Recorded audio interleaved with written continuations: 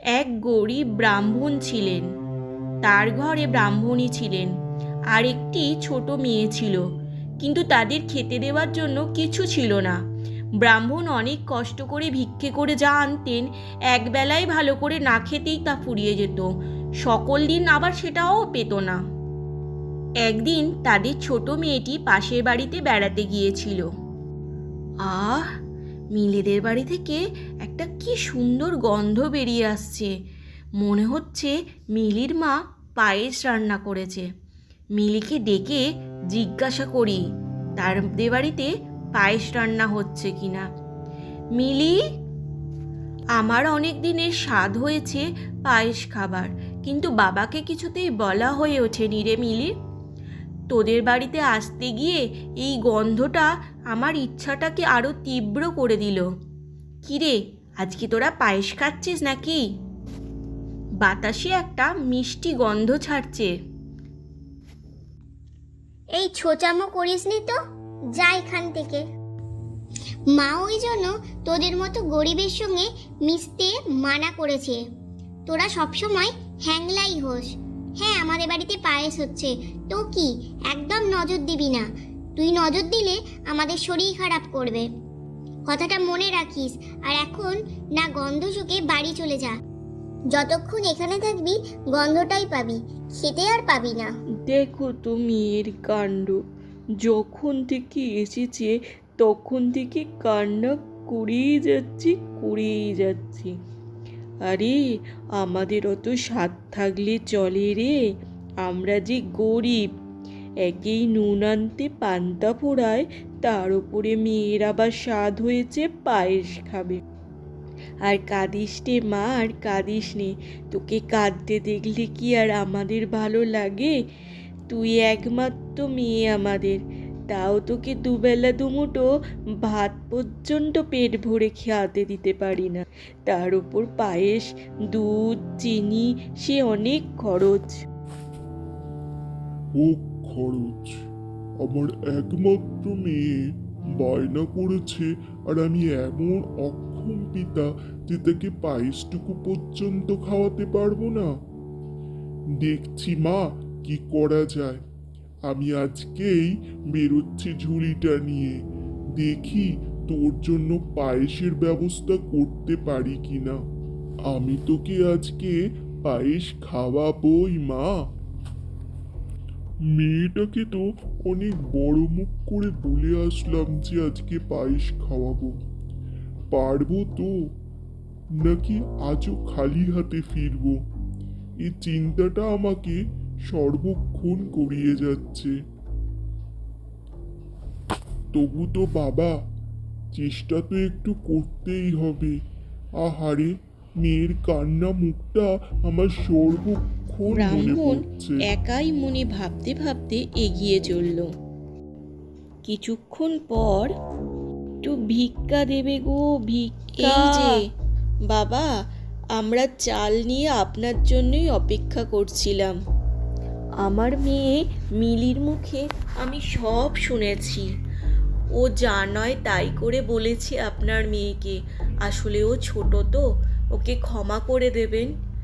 আমি চাল নিয়ে এসেছি, আর একটু দুধও, তার সঙ্গে চিনি, তার সঙ্গে ঘি।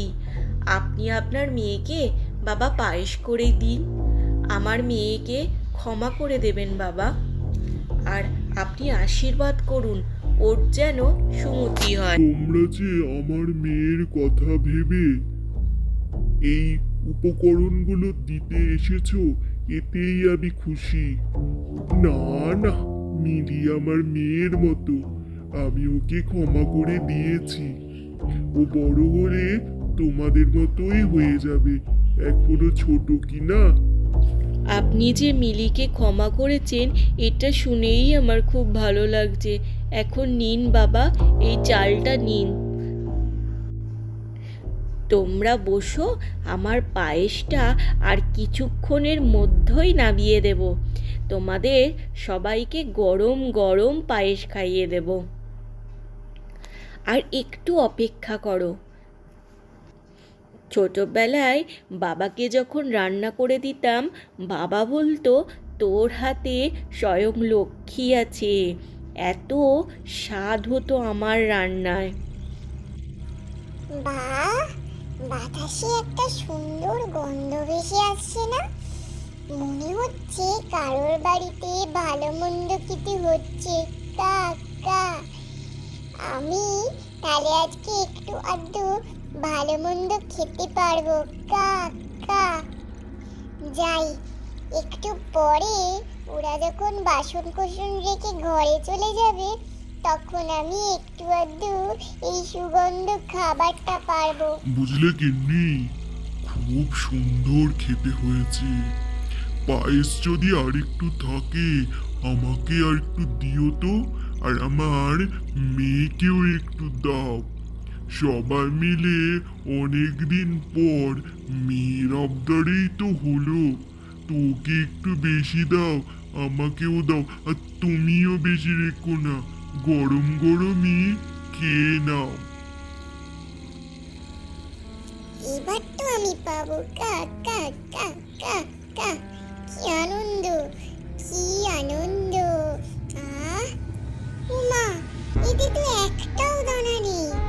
কা কা আমি এতক্ষণ ধরে অপেক্ষা করলাম একটু পায়েস খাবো বলে, আর আমার জন্য একটা দানাও রইলো না। ওরা বাটিগুলো চাটিপুটি করে খেয়েছে।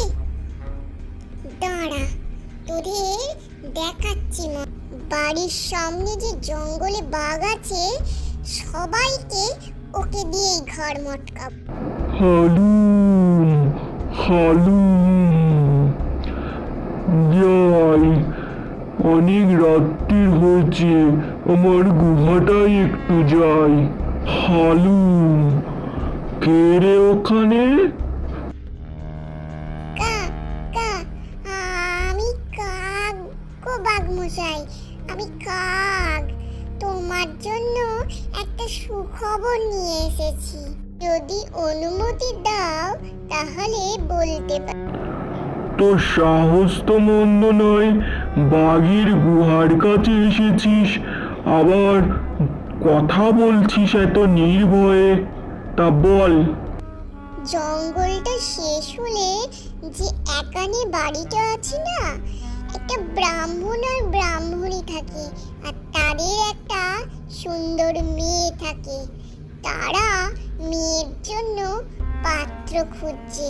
তো আমি ভাবলাম, বাঘমশাই, তোমার থেকে আর ভালো কে হতে পারে? আচ্ছা আচ্ছা, তা ওরা আমাকে বিয়ে দেবে কেন? আর আমি গেলেই তো ওরা পালাবে। কি কিছু মতলব আছে নাকি? আগে না, এই লেবু গাছ থেকে একটা করে লেবু দিলেই তারা খুব খুশি হয়ে মেয়ের বিয়ে দেবে আপনার সাথে। লেবু নিয়ে যাই তাহলে। আহ, লেবুর কি গন্ধ! এই লেবু মাখিয়ে এক থালা ভাত খাওয়া হয়ে যাবে। ওই দিকের যে কাকটা, সে মুখে করে লেবু দিয়ে যাচ্ছে আমাদের। ওরাও বুঝতে পেরেছে আমাদের দিন দরিদ্র, হত দরিদ্রতা। দেখো, ভগবান আমাদের কৃপা করেছে, একটা কাকও কিনা লেবু দিয়ে যাচ্ছে। আমি তো খুব খুশি বাপু। দাঁড়াও দাঁড়াও, কাক লেবু দিয়ে যাচ্ছে, কোনো মতলব নেই তো? কাকেরা খুব ধূর্ত হয়। শোনো, এর ভেতরে যদি কোনো দুষ্টু মতলব থাকে তাহলে কিন্তু এর খেসারত দিতে হবে, এই আমি বলে রাখনু। তো লেবু খাচ্ছ খাও, বিপদে পড়ার সময় তখন আমার এই কথাটা মনে রেখো, কেমন? হ্যালো, লেবু তো ফুরিয়ে আসছে।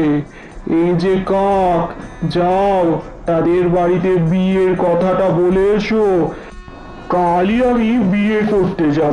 কাক তো এটাই চাইছিল, তাই মনে মনে কাক খুব খুশি হলো। কাল তো আমার লাভই লাভ, হয় মেয়েকে বিয়ে করে আনবো, না হলে ওই তিনজনেরই ঘাড় মোটকে খাবো। হা হা হা হা হা হা হা। শোনো গো ব্রাহ্মণ ব্রাহ্মণী, তোমাদের দুজনকেই বলছি, এত এতদিন তো লেবু খেলে, সুস্বাদু লেবু, এবার নিয়ে দেবার পালা। ওই বনে জঙ্গলে যে বাঘটা আছে, কাল তোমার মেয়েকে বিয়ে করতে আসবে। মেয়েকে তাই তৈরি করে রেখো, আর না হলে বাঘ তোমাদের তিনজনেরই ঘাটটা মটকাবে গো। আমি চললুম, কথাটা মনে রেখো। কা কা কা কা। এ আবার কি হলো গো, এ আবার কি হলো গো? আমার মেয়ের বিয়ে হবে কিনা একটা বাঘের সঙ্গে? চুপ করো গো ব্রাহ্মণী, চুপ করো ব্রাহ্মণ মশাই, আমরা সব শুনেছি। ওই কাকের দুষ্টুমি বুদ্ধি তার বার করছি। ওই কাককেও জবাব দেব আর ওই বাঘকেও জবাব দেব। তোমাদের এত দুশ্চিন্তা করার কারণ নেই। আসতে দাও কালকে ওই বাঘটাকে, তার মজা আমরাই দেখাবো। পরের দিন সন্ধেবেলা হতে না হতেই বাঘ টোপর আর মালা পরে চলে আসছে গ্রামের ভেতরে বিয়ে করতে, সঙ্গে কাকও। ওইখানে আপনার বসার জায়গা করা হয়েছে বাঘমশাই, আপনি বসুন, মেয়েকে আমরা সাজিয়ে নিয়ে আসছি। এই আনন্দে বাঘ যেই বসতে গেল, কুয়োর ওপর থেকে ঢাকনাটা সরে গিয়ে বাঘ গেল কুয়োর ভেতরে পড়ে। এইভাবে বাঘ কুয়োতেই পড়ে গেল, আর আর কাক সমস্ত কিছু বুঝতে পেরে এই গ্রাম ছাড়া হলো।